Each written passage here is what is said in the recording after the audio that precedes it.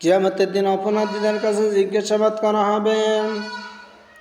আনিল মুজরিমিন, জিজ্ঞাসাবাদ করা হবে মা সালাকাকুম ফি সাকর, এ সাকর নামে জাহান্নামে কেন আসলাম, এ সাকর নামে জাহান্নামে আসার কারণ কি? অপরাধীরা উত্তরে বলবেন ক্বালু লাম নাকু মিনাল মুসাল্লিন, আমরা মুসল্লি ছিলাম না, আমরা মুসল্লি ছিলাম না।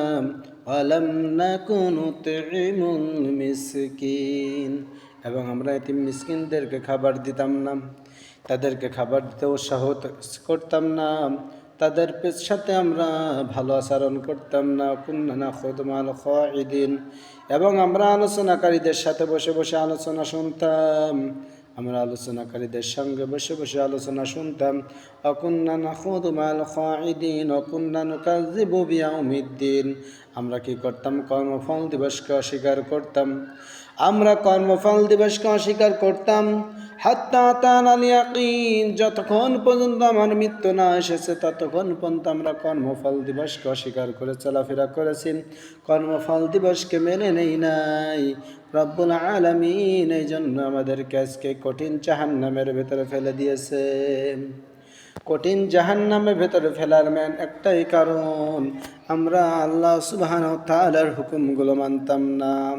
সুতরাং বাংলার জমিনে যেই মানুষগুলো, পৃথিবীর জমিনে যেই মানুষগুলো রব্বুল আলামিনের হুকুমগুলো মানে না, রব্বুল আলামিনের আইনগুলো মেনে নেয় না, পাঁচ ওয়াক্ত সালাত ফরজ হওয়া সত্ত্বেও পাঁচ ওয়াক্ত সালাত আদায় করে না, তাদের জন্য রব্বুল আলামিন প্রস্তুত করে রেখেছেন জাহান্নাম, ইন্না জাহান্নামা কানাত মিরসাদা, অবশ্যই জাহান্নাম আছে, জাহান্নাম আছে।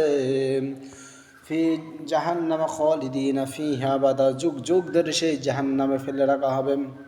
যে মানুষগুলো কিনা রব্বুল আলামিনকে অস্বীকার করে চলাফেরা করেছে তাদেরকে যুগ যুগ ধরে সেই জাহান্নামের ভেতরে ফেলে রাখা হবে। সুতরাং আসেন আমরা পৃথিবীর জমিনে যেই কয়টি দিন হায়াতে বেঁচে থাকি রব্বুল আলামিনের জাহান্নামকে ভয় করি, রব্বুল আলামিনের শাস্তিকে ভয় করি। আমরা আল্লাহ সুবহানাহু ওয়া তাআলার জান্নাতের আশায় আল্লাহ সুবহানাহু ওয়া তাআলার হুকুম মেনে চলাফেরা করি। জাহান্নাম আমাকে আপনাকে ছাড়বে না যদি কিনা আমি আপনি আল্লাহ সুবহানাহু ওয়া তাআলার হুকুমগুলো না মেনে চলাফেরা করি। এজন্য পৃথিবীর জমিনটা আমার আপনার জন্য ক্ষণস্থায়ী একটি জিন্দেগি।